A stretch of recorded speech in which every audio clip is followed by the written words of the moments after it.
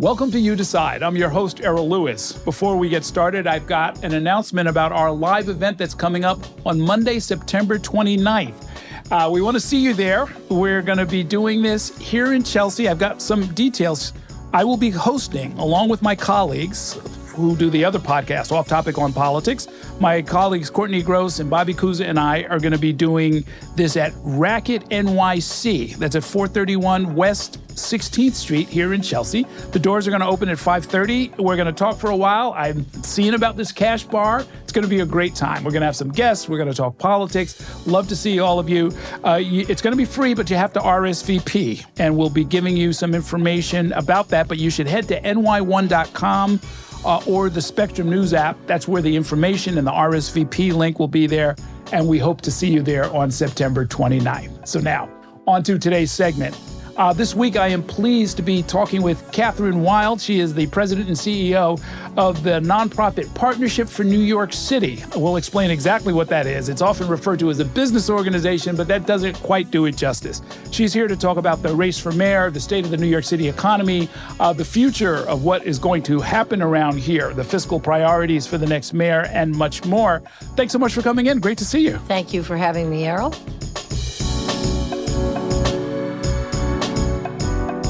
So let's explain the partnership now. Like I said, to call it a business organization is just shorthand, but it's a very particular kind of organization that I think of as it happens to be some of the biggest, best-known corporations in the city. How would you describe it?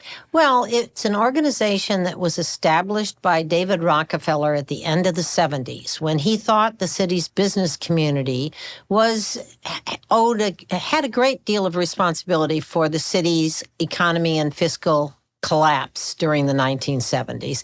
And he thought business had been asleep at the switch, that should never happen again.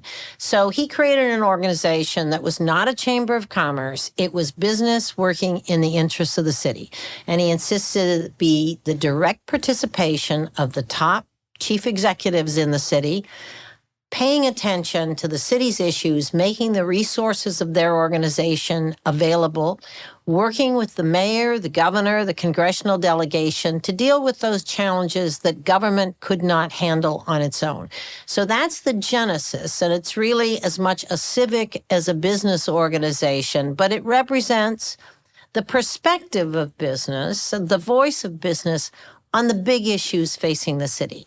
We're a business group that has supported things like creating a payroll mobility tax on corporations to support the subway system, as an example, creating congestion pricing, supporting Mayor Bloomberg when he said, I want a real estate tax increase after 9/11 when we had to rebuild and expand the city's economy. So we have been an organization that has sponsored public education. We were in the 80s the largest producer of affordable housing through a nonprofit program, public-private program. So we've got a long history of doing things that have helped build New York City back from many disasters, including the pandemic. And going forward, we see our role similarly, that we're going to continue to be business, making resources, the talent of the private sector available to solve big problems facing the city. Has it fulfilled the original vision of David Rockefeller, would you say? Absolutely. David Rockefeller stuck with us. He was the chairman until 1987, from 1979 to 1987. And then he stayed as an honorary member, stayed involved. I had the privilege of working for him. His first job out of grad school, he was an economist, but his first job out of grad school was as the secretary to Mayor Errol Louis. And he learned the city from the inside out under Mayor LaGuardia and forever remained a champion of all things New York. Very, very interesting. The size of the organization now, and it's helpful to know that it's CEOs as opposed to the businesses, meaning there is a distinction between, say, Steve Swartz, who's the CEO of Hearst. Hearst is not the member; the CEO is. Is that a fair way to put it? The CEO is the member. Their direct involvement is really important, obviously, because they can make quick decisions. And they can really determine the culture of the organization, and so it's their involvement is yes. So right now the co-chairs are Albert Bourla, who's the CEO of Pfizer, which, among other things, delivered the first COVID vaccine in 11 months after the pandemic started, and then therapeutic support for recovery from COVID. And Rob Spire, who is the CEO of Tishman Speyer, one of our large real estate companies. They're right now actually developing the J.P. Morgan Chase edifice on Park Avenue and 47th Street. Right, which is due to open. We just did a special on New York One about that. So these are heavy hitters. It's interesting. It almost seems as if it was an institutionalization of what had to be done and what was done successfully during the fiscal crisis, meaning there were a lot of important decisions that were made by, the chair of Citibank and a bunch of other institutions, Con Edison, the big utilities. And in fact, those are the same people that worked with David was very involved in that.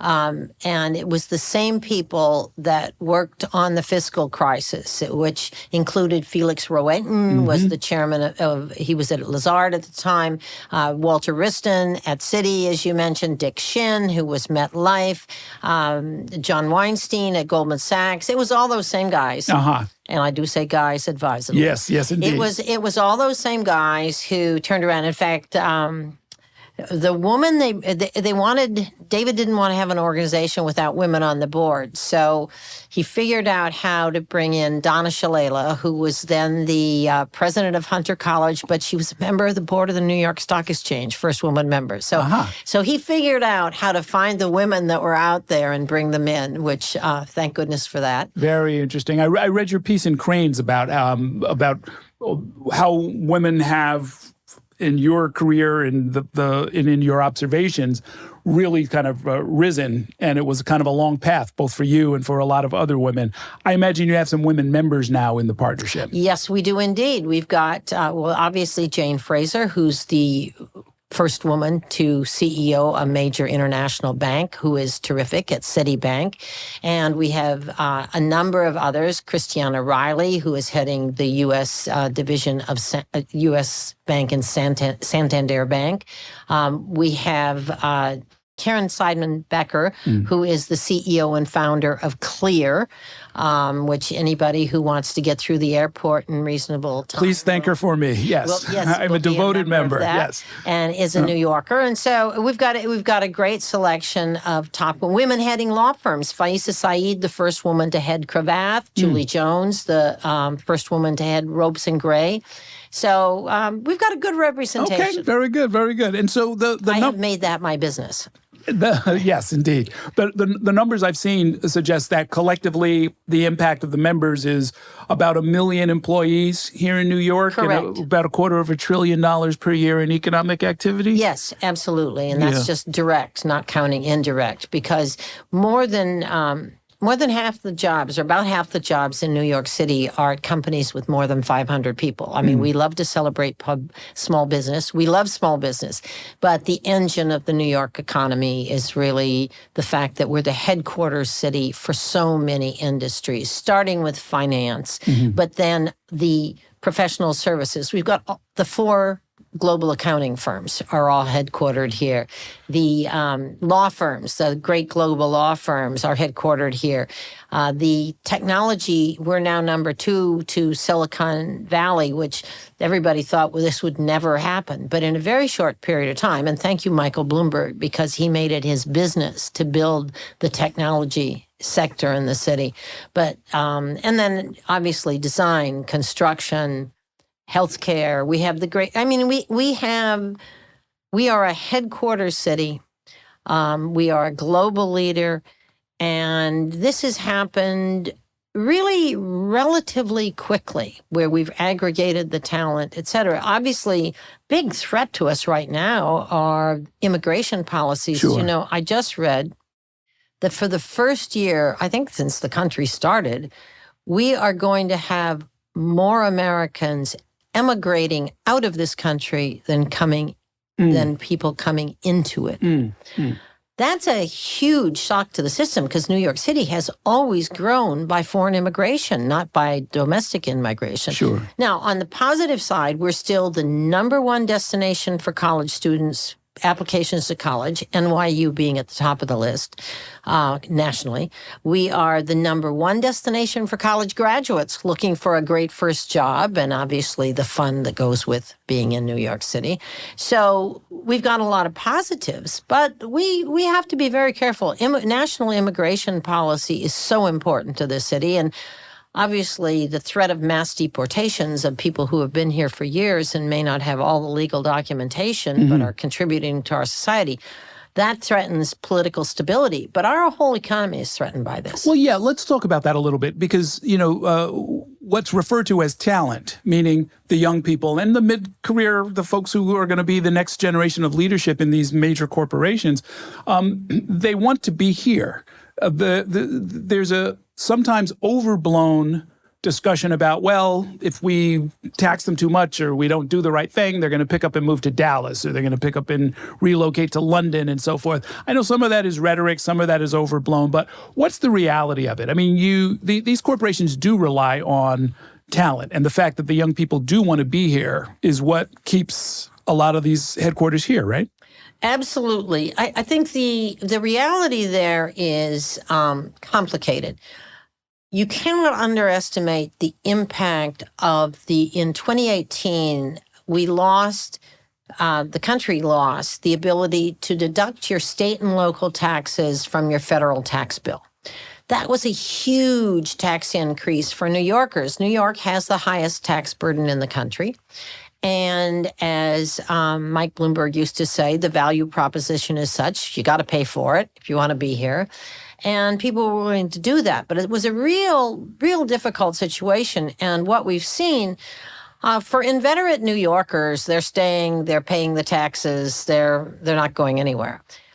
But in terms of attracting new people, there was a study that came out last week from Citizens Budget Commission, which I know you featured on the news, that basically said, comparatively, New York is not gaining millionaires at the rate we have historically or at the rate of other states. We are losing market share of millionaires. Yes, we have a few more, but we're losing market share. We're not keeping up competitively with the rest of the country and with the low tax states.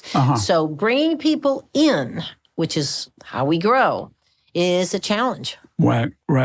And our tax base, 1% of the taxpayers pay 40% of the taxes in terms of individual income taxes.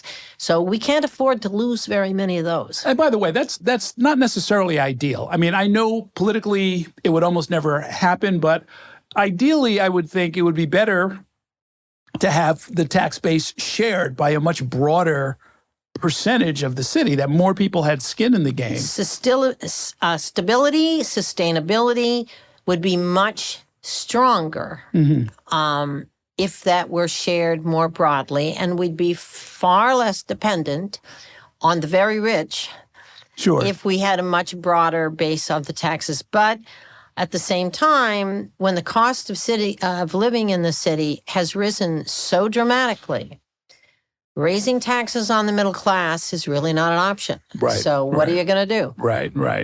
What's your sense of why it's so expensive to live here these days?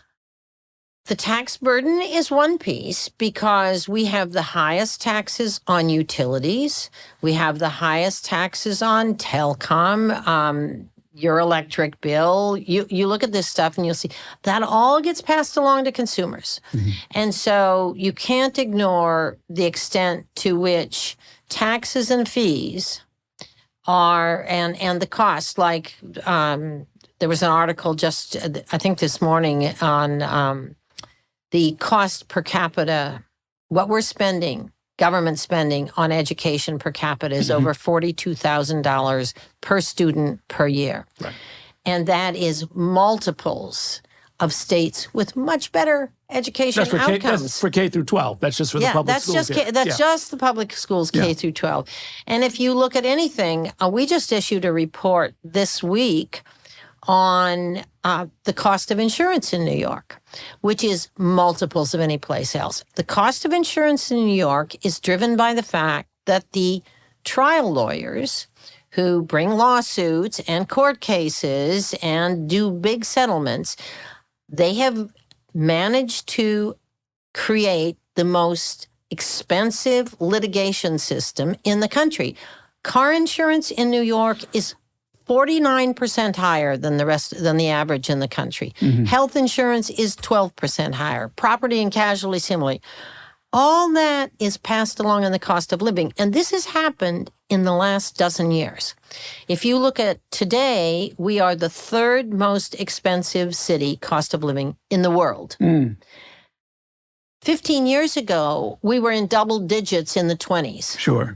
This has happened quickly. So this is something, and we can identify now the laws, and when they build into a law, we're going to have a private right of action as the way of enforcement. That means the way you enforce this law is not because government catches you, it's that you go to court and you settle or sue. Right. And that's what's happening, and our settlements and our awards, jury awards, are multiples of any place else in the country. So here we are. Very interesting. And you say we're the third most expensive city in the world, I guess behind like Geneva and London or something? Number one is Singapore. Number two is Zurich. And we're tied with Geneva as third. That's amazing. And those are not the kind of diverse city that New York is. They're a lot cleaner, I'll tell you that. They know where their tax dollars are going. Well, they're a lot more elitist. Yes. Well, yes, that's one way to put it. Yes. So actually, let me drill down on something that I know has been one of your initiatives that you talked about that probably deserves a little more attention. One of these embedded costs that ends up making life more expensive for everybody is property taxes. And I know that you at one point suggested, look, if a third of the cost of the typical apartment building is property tax, that's a pretty important lever if you wanted to either do rebates or adjust the rates, depending on the neighborhood or depending on the kind of housing that they have, in order to bring down the cost of housing. It's not that complicated. I mean, I read it, and I understood it immediately. I imagine the legislature could too, and even the city council. The problem has been, and I had this argument with the de Blasio administration when they were in office, when the legislature and Governor Cuomo were eliminating the ability to pass along to tenants the cost of improvements in buildings. And when they had that legislation, I said, unless you provide a property tax relief, there's just no other source. The rents are already too high. It's not because the developers are making large profits. I mean, believe me, developer profits and investor profits are nothing close to 30% of the operating costs. They're a tiny fraction of that. So 30% of the operating costs in the 1 million plus rent-regulated apartments are real estate taxes. And that's because they're cross-subsidizing single-family homes and condominiums. And Mike Bloomberg, again, I don't mean to keep referencing him, but I paid a lot of attention to his administration. Mike Bloomberg used to say, my home on 79th Street has far lower taxes than a rental apartment down the block. And that's because of our crazy tax system. But in order to reduce taxes over here and still keep city revenues, because most of the city revenues come from real estate taxes, in order to change that and get a formula that's more fair and allows you to, as Zoran Mandani wants to do, freeze the rents. You could freeze the rents if you reduce property taxes. Sure. No problem. But somebody has to pay unless we figure out how to reduce other costs. So when they get into the negotiation, and we've had several tax reform commissions, and Martha Stark, who I know you have had on, is the real expert on this, but she has taught us all that There are ways, but you would have to have other people pay more. Now, I live in a co-op in Bay Ridge. My apartment is probably valued at close to $1 million. My property taxes pro rata for my apartment are $2,700 a year. Yeah, right. It's like basically free. Yeah. Which is nothing. Right. That's right. We've got to look at this and fix it, but we are not doing that. Well, I mean, yeah. And I would think at this point you can almost have an AI engine go and look at it, look at all of the spreadsheets, because you don't have to make it. I understand the last 3 mayors have pretended to look at this and decided in the last week of the administration, sorry, we can't do anything. Can't be bothered, But it, because it's a Gordian knot, right? The utilities are in there too with their own little special rates. But it seems to me that on an almost spot basis, you could create a program and say, if you have rent-regulated apartments and you're in this zip code, or you have a certain percentage of social good that we think your building could provide or is providing, we'll give you a targeted, one-time, limited to this building tax rebate on some of it. It seems to me you could figure that out. We had a very successful in the 70s when we were, that was sort of the end of the useful economic life of many properties.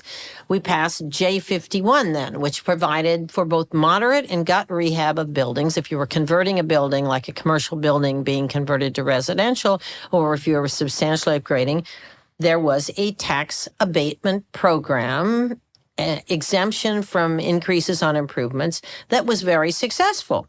But to do that, the government has to give up some revenues. And when we passed the rent law changes in, I guess it was 2019, I went into the administration, the city administration, and Albany, in this case, has the power, but they will not pass these rent exemptions unless the mayor tells them it's okay, because it's his revenues. Right. So they're not going to screw around.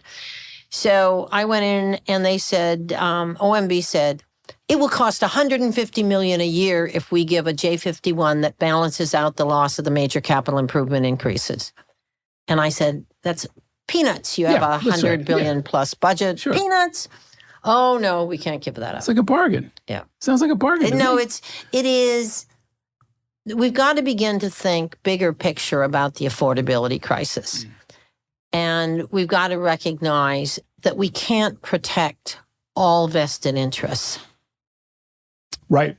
Well, we're creating new vested interests. What do you make of the expansion and the growth and the popularity of childcare paid for by the government? It seems to me like, talking to some of my younger colleagues around here, it is a big, big deal. And it makes the difference for some of them between thinking about leaving the city and not. Well, I've been talking with Reshma Saujani, who you may know, who is somebody who's a champion, has, she has paid a lot of attention to mothers since she became a mother, and is a real champion of doing something about childcare and looking at it not just from the standpoint, it's very hard for cities with a local tax base as opposed to the federal government.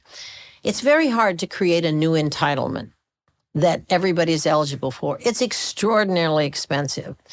And so you have to think about, how do we do this in a way that everybody who needs support gets it, and that it's not only affordable but accessible in their neighborhood? And how do you keep the costs at a level that the local tax base can support?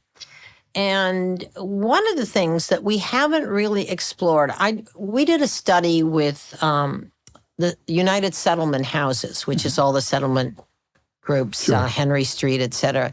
We did a study with them about 20 years ago about, could we set up a system where we really trained, where we used family care at home. They say there's the home care for children, where you have 5 or 6 kids who are in childcare, in a setting where the entrepreneur, the person who has the apartment or the home, they are trained, they're carefully screened, the marketing, insurance, administration is done for them. Much less expensive than building new daycare facilities and family daycare. Family daycare. And also provides jobs for people and And the settlement houses would be an ideal vehicle in communities across the city to manage that process. We did the proposal and we came out with a study, but it never happened. And the reason it never happened, I think, basically, is childcare facilities are basically unionized. And this would be a transfer of resources and contracts, et cetera. It would be the nonprofitization movement. And increasingly, honestly, the public sector unions are very much against that. Sure. Well, no, I remember when they did the big expansion under de Blasio, and there were some that were with nonprofits, and then there were some that were attached to the schools. Basically, a new grade was added, and those were UFT union members. And the disparities in pay and conditions and everything else were quite significant. And cost. We're quite significant. So and of we course, have to figure out a way, again, we have to make hard decisions, we being ultimately the government. We have to make hard decisions about how do we achieve these goals, provide affordable childcare, which must be a top priority if we're going to keep working people and a middle class in this city. How do we do that and do it within the means of the local tax base? What's it like when you go to City Hall and in some of these hearings, the answer to every question is, hey, Kathy Wylde, why don't you and the wealthy people that you represent just pay a little bit more in taxes? Well, sometimes it's the right solution. And as I mentioned in opening, we have payroll mobility tax, when it's the right pricing, solution, right. And when business is at the table to think through, and this may be true for childcare, because employees' reliability, ability to get to work, ability to afford to live here, very much childcare is a major component of that concern. So that is a case that Reshma and we're exploring with her. It's on the priority list for the Democratic nominee for mayor, Zoran Mandani. So that's something that we're going to look at. The important thing, I think, there is that the taxpayer representatives, which include our organization, are at the table. Right. And that there is an honest conversation about, are we going to try and feather everybody's nest, or are we going to really address the need in the most economic and efficient way possible and keep some control over the spending? And that's the conversation those are the conversations we had to have in the 70s and 80s because the city had no money. Sure. And so that discipline was here. And that's when we had all the nonprofitization where many nonprofit organizations took over public services at a relatively low cost. And we created the Central Park Conservancy and the Prospect Park Alliance. And there were lots of ways in which private sector resources stepped up and partnered with government to find more economic solutions. We haven't done that for the last 20 years because government has been flush. Well, with the federal cuts that are coming down the pike and the economic challenges we're facing, and the increased costs, we're not going to have that luxury. So I think we're going to be back to the future in terms of... Do we have the infrastructure? I've noticed, and we've done a lot of reporting on how many agencies, including some critical agencies like HPD, Housing Preservation and Development, are just severely understaffed to the point where basic programs have slowed like molasses because there just aren't enough people there to process the paperwork. Great example. Everybody says, well, nothing's happening in housing because HPD is understaffed. This is nonsense. In fact, when HPD had a much smaller staff, we got much more done. And the reason we got much more done is because we had nonprofit intermediary organizations. The Housing Partnership, which I ran, was one in the 80s and 90s. The Community Preservation Corporation was the original one, and that's a nonprofit. They ran Enterprise Foundation, the LISC organization, the Supportive Housing Corporation. These are all nonprofits. We ran the government programs. We ran the ownership program. The Nehemiah Group ran the Nehemiah Ownership Program. Liskin Enterprise ran the rehab programs. Community Preservation Corporation ran the vacant building programs with private owners. HPD came in at the end and audited. What changed? Huh? What changed? Yes. Government grew is what changed. And the process, HPD, we have this crazy lottery system. HPD markets the homes, and the homes that are renovated, low-income housing that's renovated or built new in this, sits empty for a year or more because the government process for marketing the homes is so cumbersome, slow, and complicated. We used to hire community groups, Bed-Stuy Restoration or the Mid-Bronx Desperados, to market the homes. It got done. The homes were marketed tenant or ownership before they were sold. Sure, of course. Before they were built. Of course, before they were built. which is what you're supposed to do. Right. That doesn't exist anymore. Wow. We just can't get out of our own way. And so we have grown government. So, in the last 12 years, the city budget has doubled. Or grown by 50%. I'm not good at math. Grown by 50%. So it hasn't doubled, but it will. Right. If we don't stop. Growing government is not the solution to this problem. That's contributing to the affordability crisis again. Interesting. So what does the next mayor need to do? What would be on your top 5 list, top 3 list after they get sworn in on January 1st? Well, obviously, the cost of living and doing business in the city, I think, has surpassed crime since the Adams administration, Jesse Tisch, Governor Hochul. I think they've got a real handle. The district attorneys, they've all been working together for the last couple of years. I think we've got a real handle on the crime situation. The latest numbers to come out, August was the best month for general crime that we've had in memory.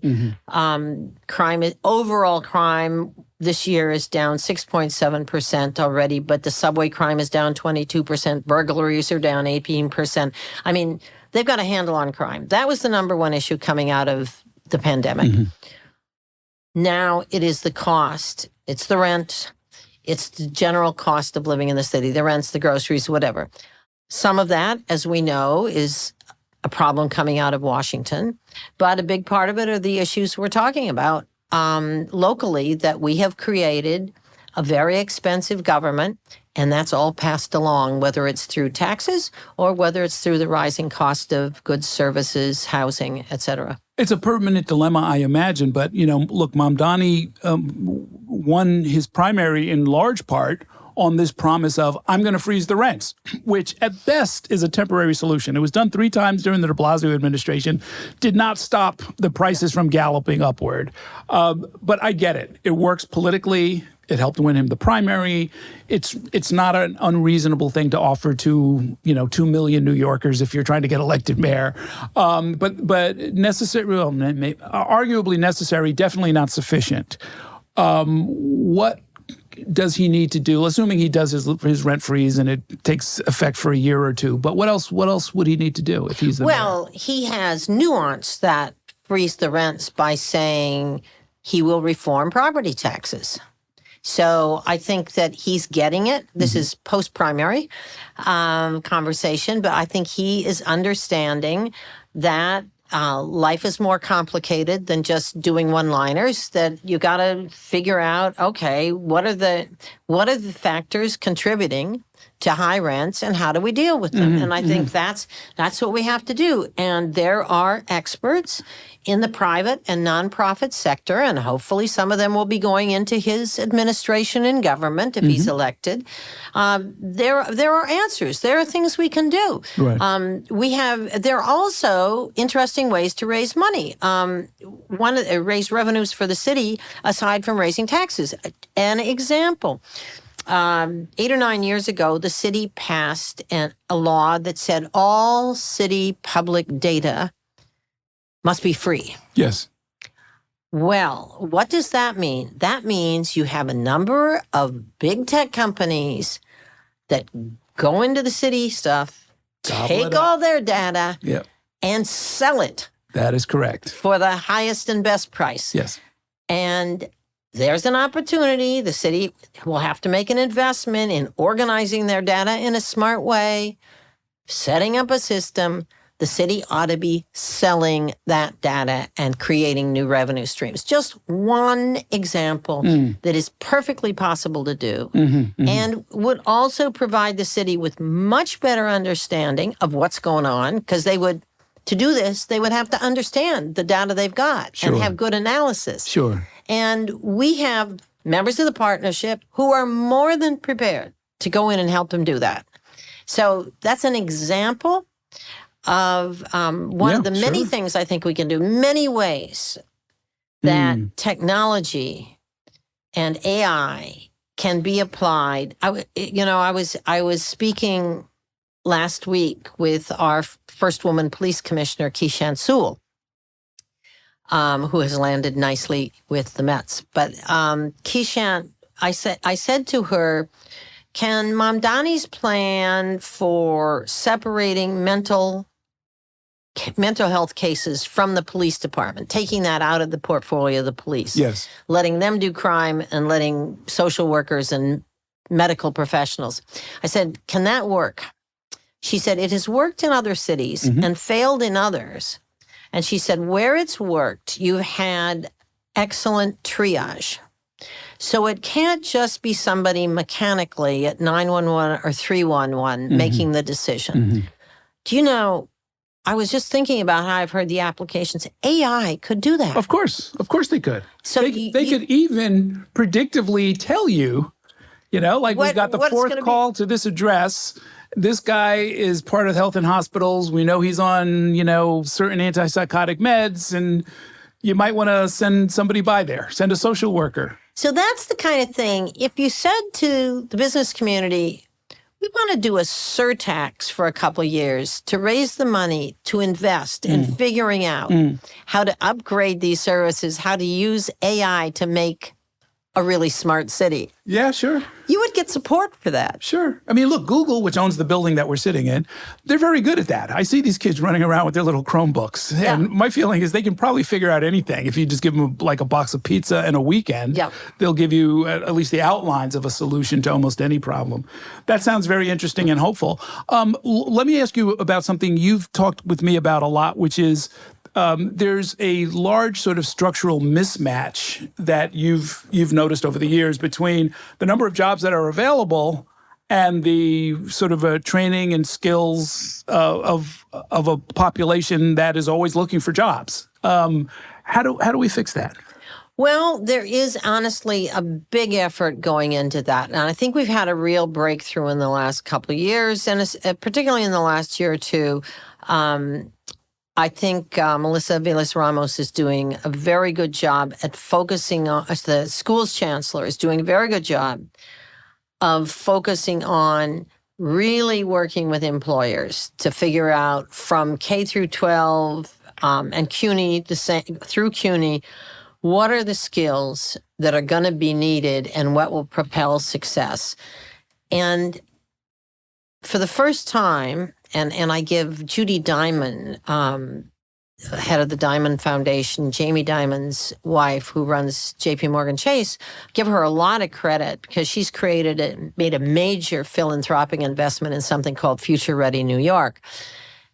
Every kid should have, this isn't vocational education.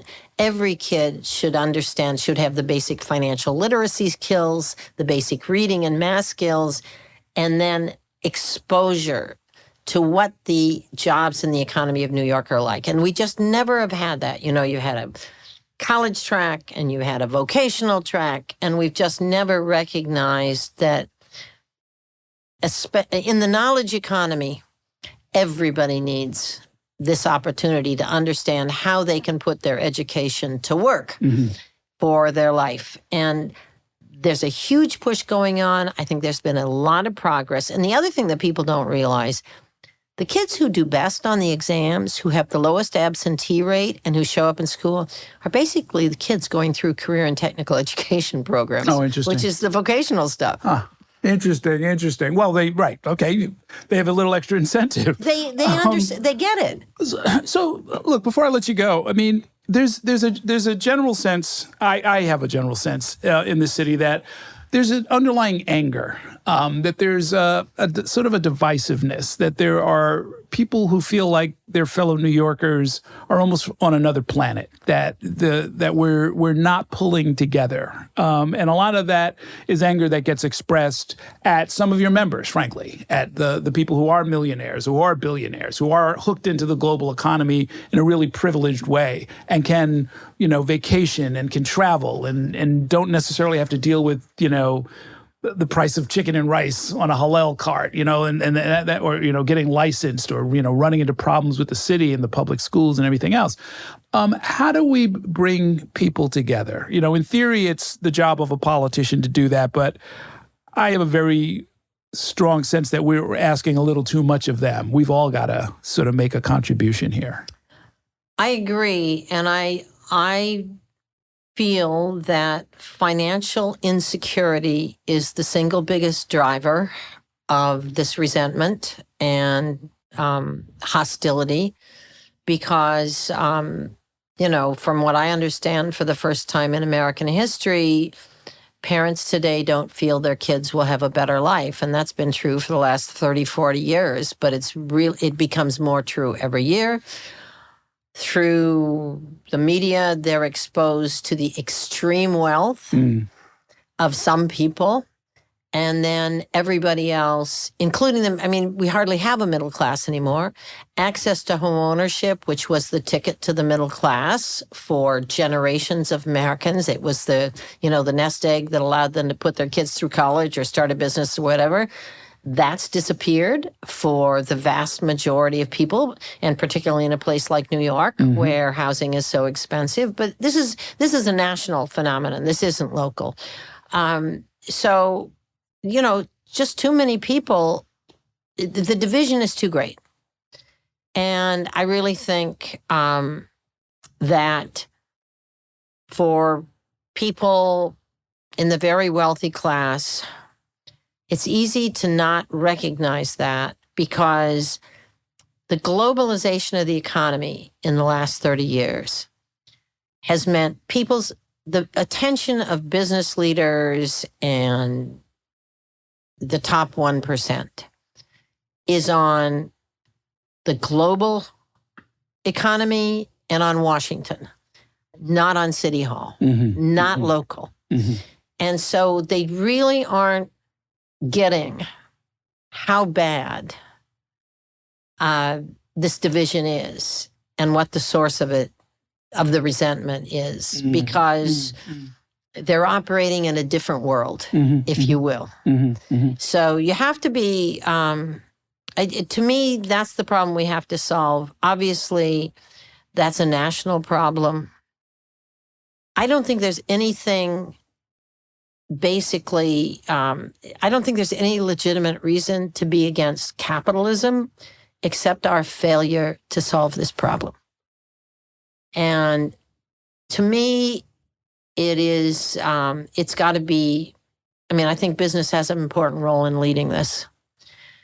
And hopefully we're going to see those conversations happen. And there have been, there are people like Ken Mailman, who's now at large private equity firm KKR, and was head of the Republican Party. And you wouldn't think, but he partnered with Andy Stern, who was the head of SEI, organizer of SEIU, union head, about talking about how do we solve this problem, whether it's through guaranteed income or what are the things we have to do. So there are some very serious people that understand this is the challenge facing America. We're not, I don't believe that Zoran won the primary because the people voting for him are socialists. No. I think there's only 11,000 of them in their organization. It's not. It ain't that. I don't think it's socialism that won, because many of those same people voted for Trump. Sure. And in a sense, Trump and Mamdani's message are the same, even though one of them is clearly a little perverted. I won't say which one. But the fact is that our society is divided by huge inequities in wealth and financial security. And if we don't fix that, capitalism is threatened. If we can deal with that issue, then I think this is the greatest country in the world. Obviously, it's the greatest city in the world. I think we'll be fine. Okay. A hopeful note on which to end. Thanks so much for coming by. I didn't spend nearly enough time talking about you, but we did talk about yesterday's news. Oh, please! You'll be leaving as CEO of the partnership, but we are going to squeeze every last bit of information out of you before then. Thanks so much for coming by. Thank you, Errol.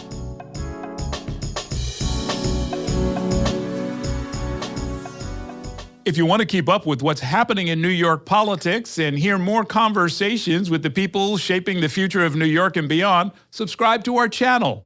And let Spectrum News be your resource for balanced, in-depth political coverage, elections, and issues that matter to you.